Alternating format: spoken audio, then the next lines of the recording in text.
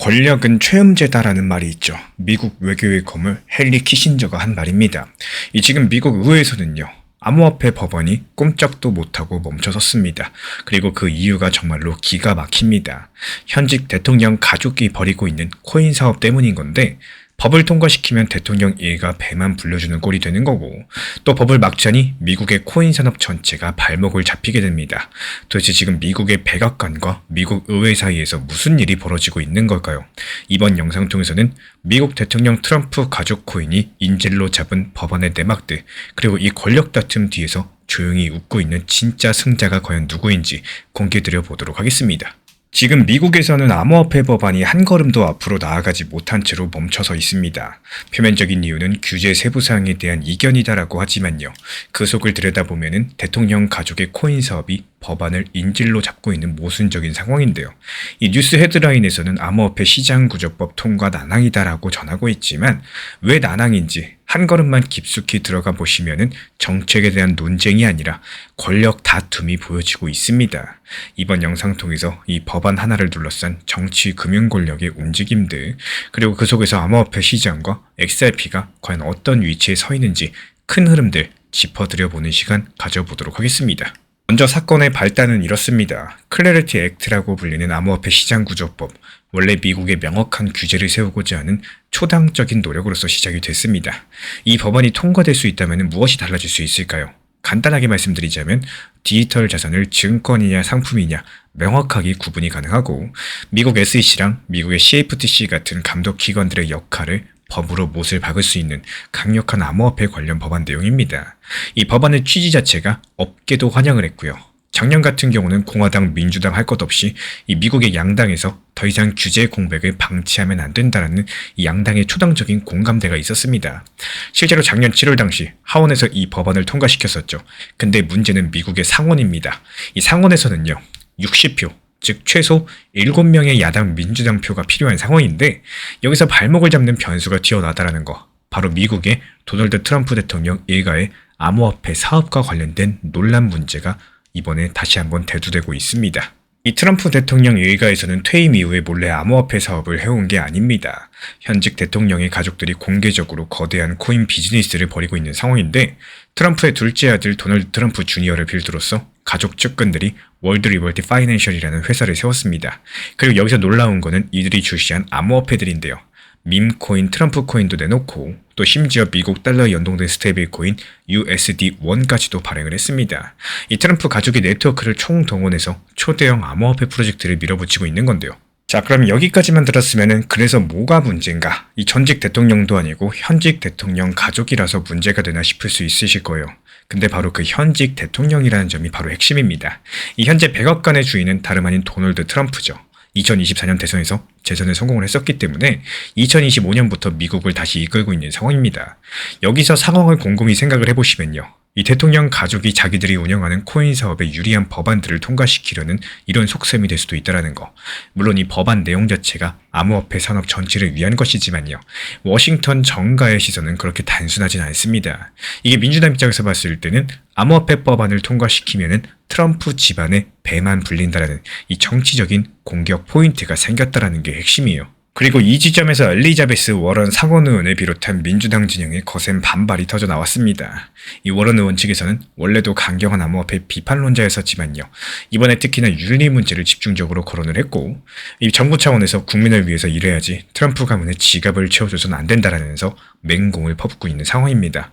실제로 작년 4월부터 이 워런 의원과 하원의 맥신 워터스 의원 측에서 미국 SEC의 공개 서한까지도 보내면서 트럼프 가족의 월드 리버티 파이낸셜에 대한 SEC 특혜 의혹들을 제기하기도 했었었죠.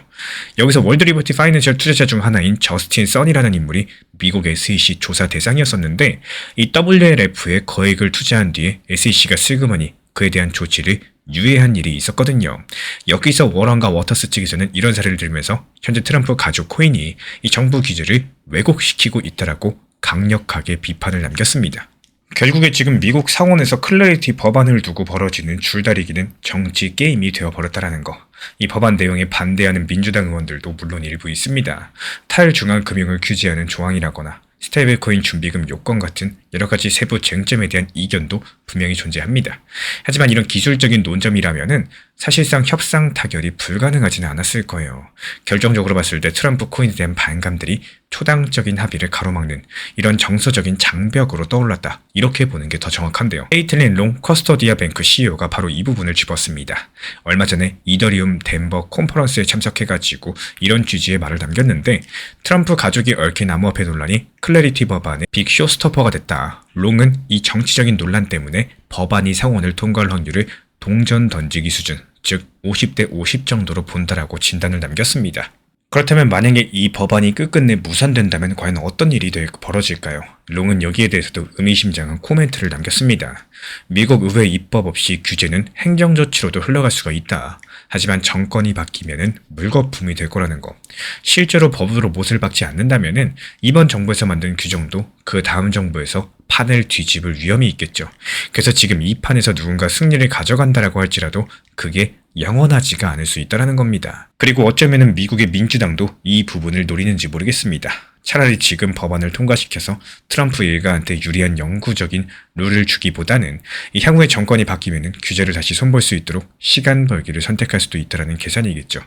물론 공화당 쪽도 가만히 있진 않습니다. 신시아 루미스 의원이나 커스틴 질리브랜드 의원처럼 이 공화랑 민주 구분 없이 산업 육성 의지가 강력한 의원들은 물밑에서 초당적인 지지 기반을 다지려고 애쓰고 있고 법안 자체의 순기능이 워낙에 크기 때문에 이 정쟁을 넘어서 반드시 통과시키자는 움직임도 남아 있습니다. 여기까지가 현재 벌어지고 있는 표면적인 드라마고요. 이제 이런 상황들이 암호화폐 시장과 투자자들에게 어떤 의미인지 연결을 해봐야 되겠죠. 뉴스만 보시면은 워싱턴 정치 싸움처럼 보이시겠지만 지금 시장의 돈들은 또 따로 움직이는 법이니까요. 최근에 있었던 사례를 한번 살펴볼까요? 아부다비의 MGX라는 투자회사가 암호화폐 거래소 바이낸스에 20억 달러, 하나로 2조 원 규모를 투자하는 계약을 맺었고요. 원래 이런 딜 같은 경우는 달러 송금으로 이루어져야 정상인데 하지만 여기서 놀랍게도 이들은 달러 대신에 트럼프 가족이 만든 스테이블코인 USD1을 통해서 자금을 전달했습니다. 이 미국 은행을 거치면 자금 세탁이나 제재 이슈로서 시간이 오랜 시간 걸렸었겠지만요. 스테이블코인을 사용하니까 국가 간의 거액 이동도 한순간이었었죠. 이 뉴스가 나왔을 때 엘리자베스 워런 의원은 또 한 번 강력하게 반응을 했습니다. 해외 펀드가 대통령의 코인을 써가지고 거래를 했다. 지금 상원에서는 대통령 가족 주머니를 불려줄 지니어스 액트라는 법을 통과시키려고 한다. 이렇게 직설적으로 비난을 했던 적이 있습니다. 그리고 이런 사례들이 시사하는 바는 분명합니다. 이 미국 내부에서 법으로 규제를 틀어막으려고 할수록 오히려 거대 자금은 미국 밖에서 이 법의 테두리 밖에서 암호화폐를 활용하는 방향으로서 흘러지게 된다는 거. 정말 아이러니하게도 트럼프 일가 입장에서는 이 법안이 지연된다라도 손해볼 게 없을 수 있습니다. 법이 없으면 없는 대로 또 자기들이 발행한 코인을 해외에서 마음껏 사용하게 되면 되니까요.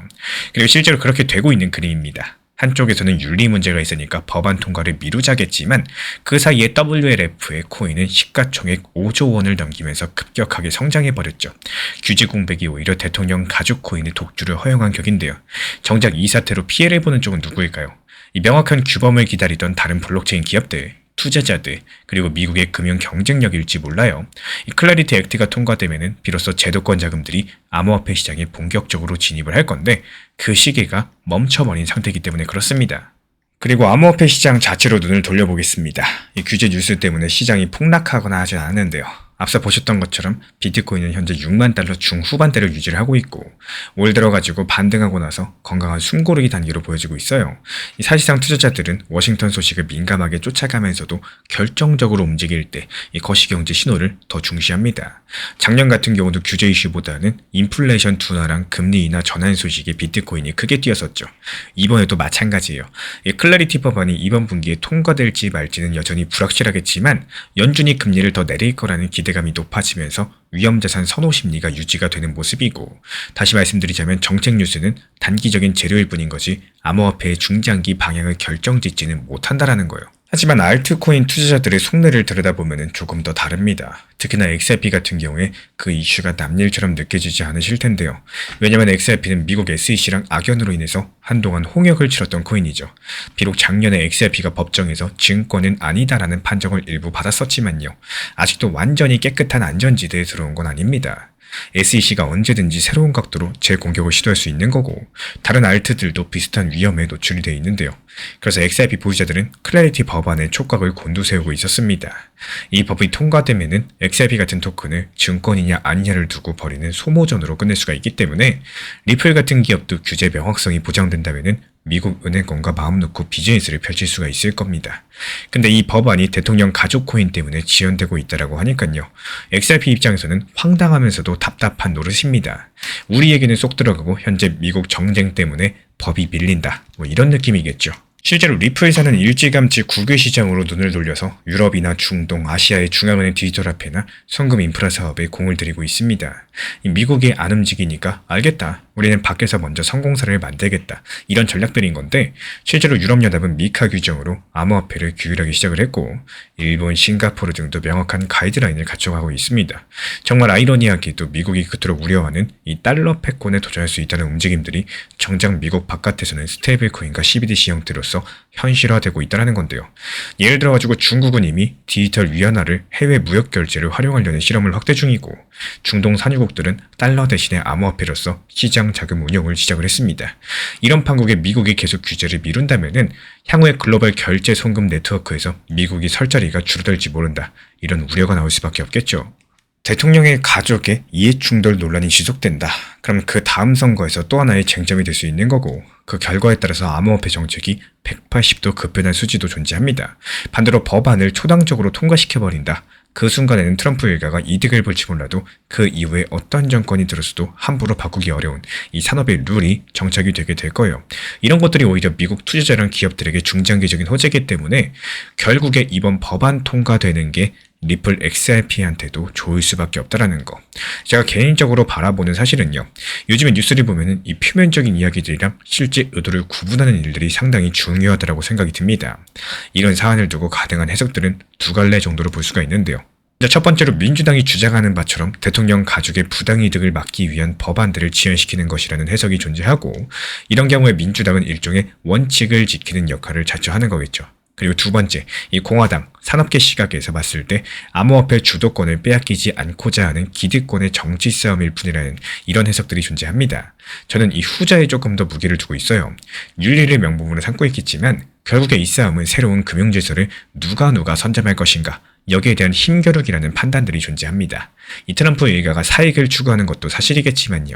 그렇다고 미국이 손 놓고 있으면은 해외 세력이 그 빈자리를 채우는 이런 모습들이 이미 나타났기 때문입니다. 저는 결국에 미국 의회도 절충안을 통해서 법안을 통과시킬 가능성이 높다라고 바라보고 있는데요. 이 산업을 포기하지 않는 이상 어느 정도 타협을 하면서 그렇더라도 이 룰을 만들 거라는 얘기를 드려요. 그렇기 때문에 이런 상황들에 맞서기 위해서 포트폴리오를 구성을 해두시는 거고 이렇게 구성만 해두시면 앞으로 시장을 바라보는 기준들이 훨씬 더 선명해지실 겁니다. 이 그때그때 감정에 따라 가지고 매수하시는 게 아니라요. 이미 정해둔 이런 구조들 안에서 움직이게 되기 때문인 건데 다만 이 포트폴리오라고 해가지고 이것저것 코인을 여러 개 매수해두는 것들을 의미하는 것들은 절대 아닙니다. 예시를 들어볼까요? 리플 한 가지만 가지고 있다라고 할지라도 그 안에서 역할을 나눌 수가 있다는 거. 이 메인 비중에 대해서는 길게 가져가는 이 중심 물량들 그리고 회전 비중에 대해서는 단기 고점과 저점을 활용해가지고 매수 매도 수익을 챙겨나가는 물량들 그리고 나머지는 현금 비중으로서 언제든지 폭락했을 때 기회를 잡는 대기자금 이렇게 구조를 나누는 게 진짜 포트폴리오입니다. 메인 비중은 쉽게 흔들리지 않게 하고 회전 비중은 유연하게 대응하게 하고 현금 비중은 항상 남겨둬서 급락했을 때 이 기회 구간에서 활용을 하시면 되는 거예요. 특히나 많은 분들께서 놓치시는 게 바로 현금도 하나의 자산이라는 개념들. 이 현금이 있어야지 하락장에서 두려움이 아니라 선택권이 생길 수가 있습니다. 그 다음 단계가 정말 중요한데요. 시장 상황에 맞춰가지고 적당한 단기 종목이라거나 알트 종목들 활용해가지고 나의 포트폴리오가 회전이 되도록 하는 겁니다. 시장이 박스권이면 단기 대응하시고 추세 장세가 나오면은 메인 비중을 강화하시고 급락하면은 현금을 활용하는 이런 구조들이 짜여 있으시면은 이 시장이 상승하든 하락하든 내가 해야 될 행동과 대응 전략들이 미리 정해져 있게 돼요. 그리고 그때부터는 감정이 아니라 시스템으로서 매매를 하게 되는 겁니다. 이 투자라는 게 결국에 무엇을 매수할까 보다도 어떻게 운용할까의 싸움이라는 것들을 말씀을 드려요. 결국에 오래 갈 수 있는 사람은 많이 가진 사람이 아니라 이 구조를 만든 사람들이 결국에 수익 내시고 오래 가시는 겁니다. 최근에 시장이 너무 답답하다 보니까 정보방 입장에 대해서 문의 주시는 분들께서 많아지셨어요. 먼저 제일 중요하지만요. 제가 안내드리는 모든 정보방은 업비트, 빗썸, 현물 매매로서만 안내 도움 드리고 있습니다. 지금 화면에 보이시는 번호나 혹은 댓글 링크에 있는 신청란을 통해서 신청 주시면은 안내를 도움 드리고 있고요. 이 세 가지 방 중에 필요로 하신 방을 체크해서 신청 주시면은 필요로 하신 방에 맞춰가지고 입장 안내 드리고 있습니다. 먼저 리플 전용방 같은 경우에 리플에 대한 중요 이슈, 그리고 리플에 대한 단기 저점과 단기 고점, 중장기적으로 보는 중요 타점 같은 핵심 내용에 대해서 안내드리고 있기 때문에 영상 시청해주시는 우리 구독자분들께서 리플이라는 코인이 장기적으로 좋다라는 건 알고는 있지만 현재 같은 시장에서는 많은 답답함을 느끼시는 분들께서 정말로 많이 계실 거라고 생각을 합니다. 이 적당한 일부 비중은 단기 고점과 저점을 살려서 효율적인 대응을 만들어 가시고 또 오히려 중장기적으로 더 잘 가져가기 위한 효율적인 매매하시는 것들을 추천드려요. 그리고 두 번째로 종합 브리핑방입니다. 장기적으로 보기에 좋은 코인들과 현재 시장 흐름에 대한 중요 시장 이슈들, 브리핑 내용이나 리플에 대한 방향성, 락업 해제 일정과 여기에 따른 움직임들에 대해서 안내드리는 종합적인 방이다. 이렇게 생각해 주시면 되겠습니다. 그리고 마지막으로 단기 종합방 같은 경우는 말 그대로 단기 종목들에 대한 타점을 안내드리고 있는 방입니다. 이 단기 종목은 말 그대로 단기 종목답게 접근을 하셔야 되는데 욕심으로 인해서 타점을 너무 높게 잡아가지고 수익 실현을 못하거나 아니면 눈치 보기 매매를 하다가 이렇게 수익 실현의 기회를 놓치셨던 기억이 있으신 분들 지금 시장에서 정말 많은 상황인데요. 항상 비중 조절이 중요하고요. 매수와 동시에 목표 타점을 걸어 놓으면서 현실적으로 봤을 때 내 것으로 만들어서 마침표까지 잘 찍는 게 단기 매매의 핵심이다 생각을 해요. 단 여기서 중요한 거. 아무리 내가 좋아하고 시기가 좋고 스스로 괜찮다고 판단하셔도 몰빵 매매는 정말 위험하기 때문에 매번 말씀드리는 비중 조절 원칙 매매로 접근하시는 게 가장 중요합니다. 끝으로 항상 말씀드리고 있지만요. 저는 업비트, 빗썸, 현물 매매에 대해서만 안내를 도움드리고 있기 때문에 절대로 해외골에서 선물 매매에 대한 고위험 리스크 매매에 대해서는 언급조차 드리지 않고 있습니다. 무조건적으로 업비트, 빗썸 이렇게 현물 매매로 필요하신 분들께서만 입장 신청 주시면은 안내 도움 드리도록 하겠습니다. 이 빠르게 가는 것보다 중요한 건요. 꾸준하고 길게 가는 게 더 중요한 투자 시장이다. 이렇게 생각을 해요. 건강한 비중 조절 원칙 매매 활용하시기를 늘 응원드리겠습니다. 이 리플 XRP의 매수 매도 타점은 순간의 판단이 전부예요. 그래서 우리 신사 채널에서는 시장의 숨결 하나하나까지 놓치지 않고자 모든 흐름들 실시간으로 모니터링 중에 있습니다. 이 단기 반등 구간이 열리는 순간 그 찰나의 기회 타점을 우리 구독자분들께 바로바로 전달드리기 위해서인데요. 우리 신사 채널을 이미 구독해주신 분들 중에서 실시간 커뮤니티방 참여를 원하신다면 지금 보이시는 번호로 문자 남겨주시면 되겠습니다. 이 혼자서 불안하게 바라보는 시장이 아니라요.